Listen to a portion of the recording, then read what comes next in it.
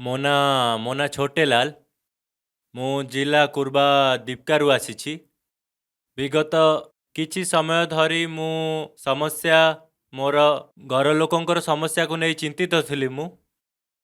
ତେଣୁ ଜିଜାମ ଗାଁ ଧନ୍ତରୀ ର ପାବନ ଧରିତ୍ରୀ ମା ବିରାଜମାନ ହେଲେ ମାତାରାଣୀ ମାତାଙ୍ଗୀ ଧାମ ଏଠାକୁ ମୁଁ ଆସିଲି।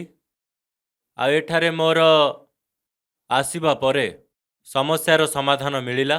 ଆଉ ଗୁରୁଜୀ ଯେମିତି ମୋତେ ସବୁ କହିଥିଲେ ସେଥିରେ ମୁଁ ବହୁତ ଖୁସି ଅଛି ଯେ ସମାଧାନ ମିଳିଗଲା ମୋତେ। ମୁଁ ଛତିଶଗଡ଼ବାସୀମାନଙ୍କୁ ନିବେଦନ କରିବାକୁ ଚାହୁଁଛି ଯେ ମୋ ଭାଇ ଭଉଣୀମାନେ ଗୋଟିଏ ଥର ଆସି ନିଶ୍ଚୟ ଏଠାରେ ଦର୍ଶନ କର, ଆସିକି ନିଜ ସମସ୍ୟାର ସମାଧାନ କର ଏଠାରେ। ତେଣୁ ଯିଏ ବି ହୁଅନ୍ତୁ ଭାଇ ଭଉଣୀ ପରିବାର ବର୍ଗ ଯାହାର ଶ୍ୱାସର ସମସ୍ୟା ଅଛି ନିଃଶୁଳ୍କ ଔଷଧ ଏଠାରେ ମାତାଙ୍ଗୀ ଧାମରେ ଦିଆଯାଉଛି। 3 ପାନରେ ଜୀବନ ସାରା ପାଇଁ ଶ୍ୱାସ ରୋଗରୁ ମୁକ୍ତ ହୋଇଯିବେ। ଜୟ ମା ମାତାଙ୍ଗୀ।